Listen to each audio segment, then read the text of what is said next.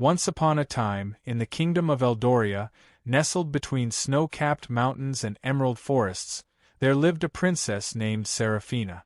She was the only daughter of King Aldric, a ruler known for his stern heart and unyielding sense of pride. Seraphina, unlike her father, possessed a heart wild as the wind and eyes that sought truth beyond the gilded walls of the castle. She longed not for jewels or power, but for adventure, freedom, and above all, love. In the heart of Eldoria's army fought a warrior named Thorn. He was not of noble birth, but he was revered throughout the kingdom for his unmatched skill with a blade and his loyalty to the crown. Thorn had saved the kingdom more times than the people could count, yet he remained a shadow in the royal court, admired from afar but never welcomed. Seraphina first saw Thorn during a training session in the palace courtyard. Her curiosity had pulled her away from a diplomacy lesson, and she'd watched him move like fire incarnate, fierce, controlled, beautiful. She returned the next day, and the next, hiding behind the stone colonnade. Until one day Thorn saw her. He didn't bow or avert his eyes. He merely nodded, acknowledging her presence. From that moment, something wordless passed between them. Curiosity became conversation. Conversation became laughter. And laughter became love. They met in secret, under moonlit trellises and within the shadowed halls of the ancient library. Thorn spoke of the world beyond Eldoria's gates, of lands he'd seen and wars he'd fought. Seraphina spoke of her dreams, of being more than a pawn in her father's plans for political alliance. They made a vow, when the time came, they would leave together. Start anew. Somewhere the crown couldn't follow. But fate, as it often does, had other plans. One evening, word reached the king that his daughter had been seen with a soldier. Furious, Aldric summoned his guards and had Thorn dragged before the court in chains. "You dare touch my daughter?" the king thundered, his voice echoing through the great hall like thunder. "You, a common-born wretch?" Thorn, bloody but unbowed, met the king's gaze. "I would die for her, your majesty. And I would die with honor." "Then die you shall," Aldric declared.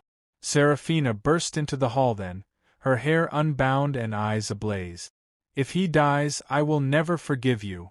Aldric turned, his fury now eclipsed by betrayal. "You would defy your own blood for him?" "He is my heart," she said. "And my heart will not be ruled by fear." The king, unmoved, sentenced Thorn to exile, banishment beyond the ice spires, where few survived the journey. That night, as the guards prepared to escort Thorn to the edge of the known world, Seraphina made her choice. She stole into the dungeons, sword in hand, and freed him.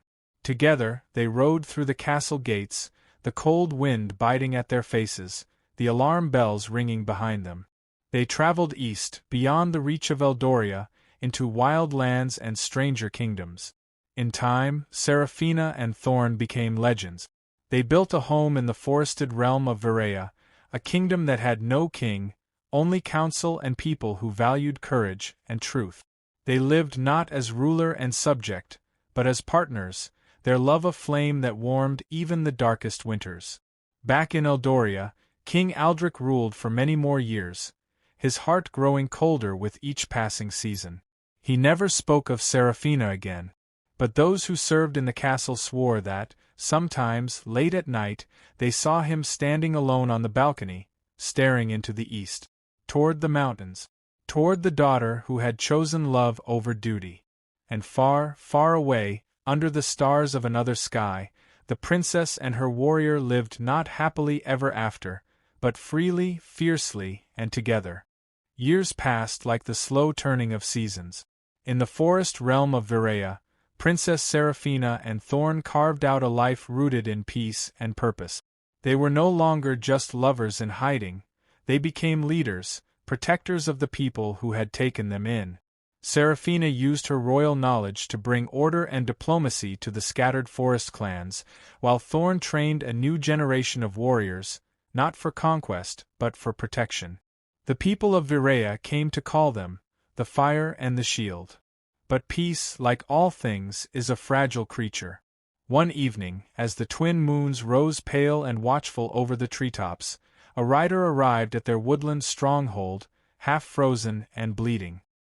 He bore the sigil of Eldoria, a silver hawk on a black field, and a message sealed in wax with the royal crest. Seraphina's hands trembled as she broke it.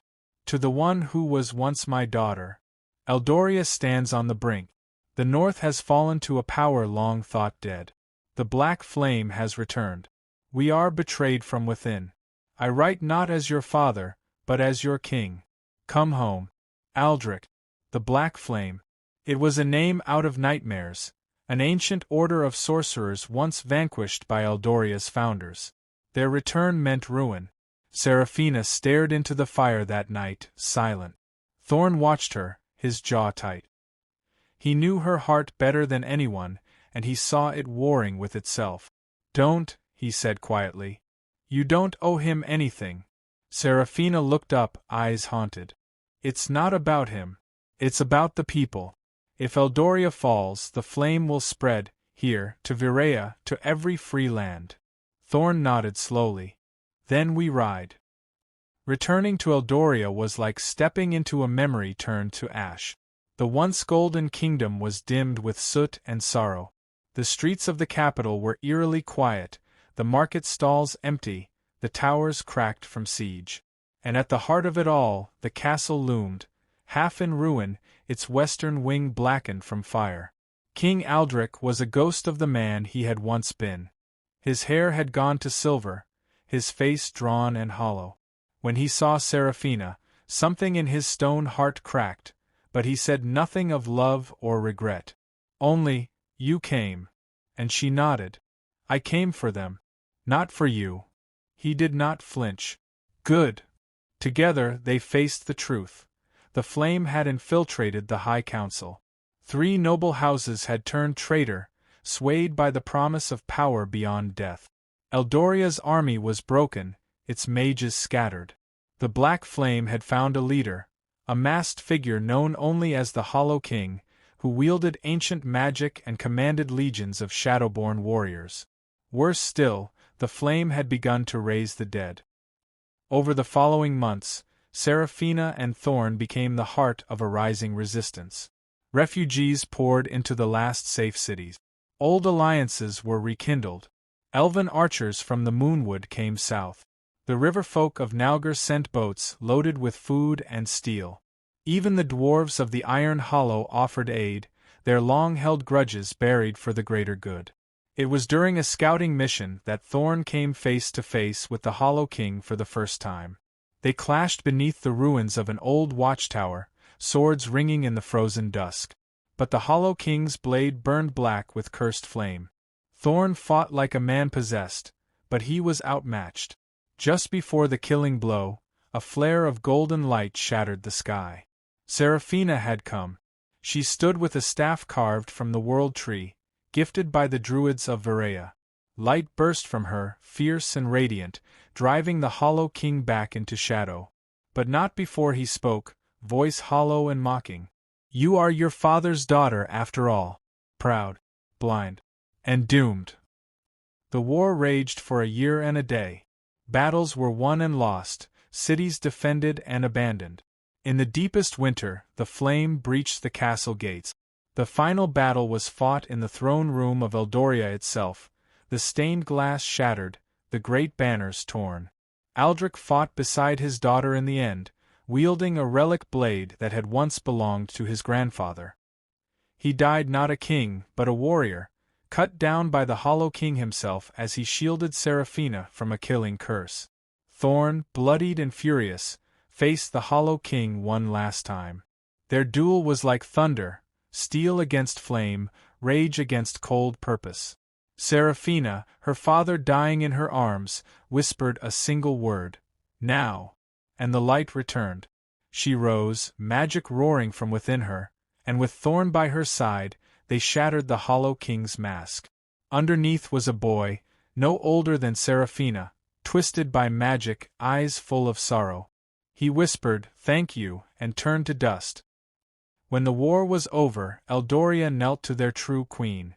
Seraphina wore no crown of gold, only a circlet of braided silver and wildflowers, placed upon her brow by the people themselves. She ruled not alone, but with Thorn at her side, her consort, her general, her love.